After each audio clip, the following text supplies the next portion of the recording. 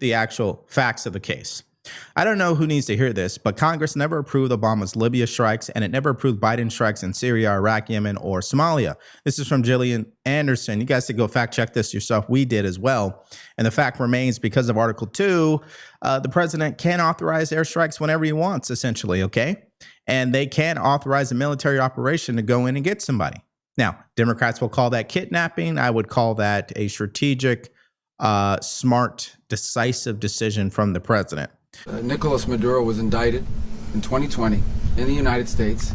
He is not the legitimate president of Venezuela. That's not just us saying it. The first Trump administration, the Biden administration, the second Trump administration, none of those three recognized him. He's not recognized by the European Union and multiple countries around the world. He is a fugitive of American justice with a $50 million reward, which I guess we saved $50 million. And we should make sure. Yeah, exactly. Okay. But don't let anybody claim it. Nobody deserves it but us. But I want to be clear about one thing. Nicolás Maduro had multiple opportunities to avoid this. He was provided multiple very, very, very generous offers and chose instead to act like a wild man, chose instead to play around. And the result is what we saw tonight. The other message here is the following. You have a guy, like many people around the world, they like to play games. You have a guy who decides he's going to invite Iran into his country, is going to, do the confiscation of American oil companies, is going to flood our country with gang members, is going to take Americans prisoner and try to hold them for hostage and trade them like he was able to do with the Biden administration. Basically likes to play games all this time and thinks nothing's going to happen. And I hope what people now understand is that we have a president. The 47th president of the United States is not a game player. When he tells you that he's going to do something, when tells you he's going to address a problem, he means it. He actions it. I can tell you, I've watched this process now for 14, 15 years, been around it. Everybody talks. I'm going to do this. I'm going to do that. When I get there, we're going to do this. We're going to take. This is a president of action. Like, I don't understand yet how they haven't figured this out. And now, if you don't know, now you know. Because this is the way it's going to play out. And I think people need to understand that this is not a president that just talks and does letters and press conferences. And, if he says he's serious about something, he means it. And this is something that was a direct threat to the national interest of the United States. Unlike the previous administration, right, that would say one thing and do the total opposite, which is why Scott Jennings found this screenshot from Joe Biden back in 2021, where he said, Trump talks tough on Venezuela, but admires thugs and dictators like Nicolás Maduro. As president, I will stand with Venezuelan people and for democracy. Interesting how nothing ever panned out with the Biden administration, right? They weren't able to really accomplish much when it comes to foreign policy. If anything, all they did is lead 13 service members to their death because of incompetence with their withdrawal from Afghanistan. And obviously, other of our adversaries getting a little bit more bolder when Joe Biden was in the White House for obvious reasons.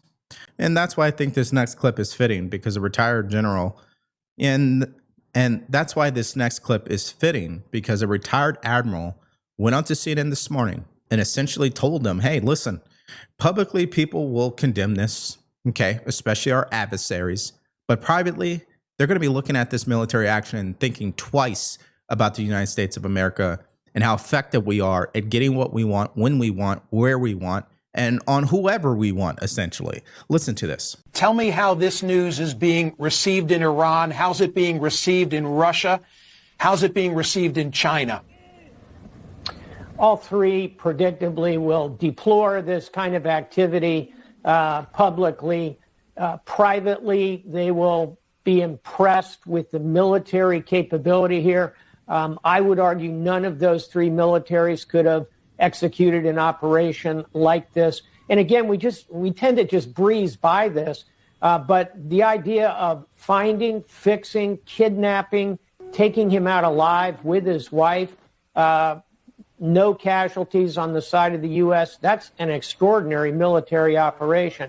So I think while there will be a lot of public condemnation of the United States, predictably from those three nations, privately they'll be saying to themselves, that's a very capable military. That's not a bad thought to pop up in Beijing, Moscow, and Tehran these days. Now, as I started this video off with, if you're going to criticize the Trump administration, you should criticize them for just lying to the American people about what this is.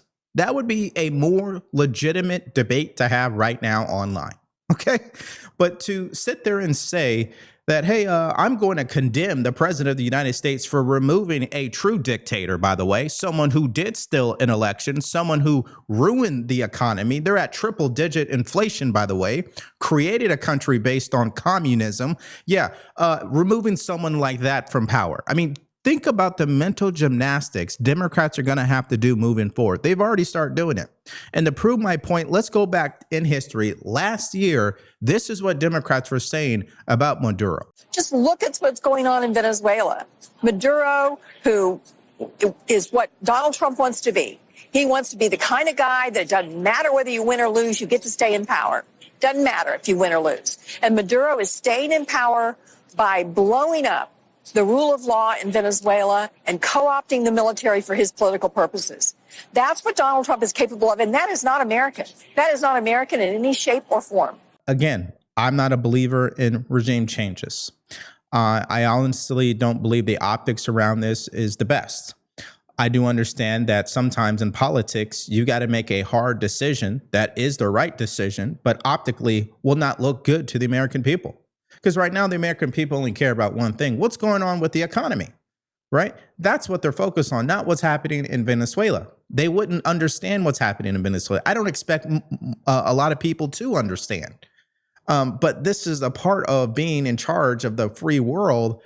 Sometimes you're going to make some choices that most people won't like, but it's because they don't understand it.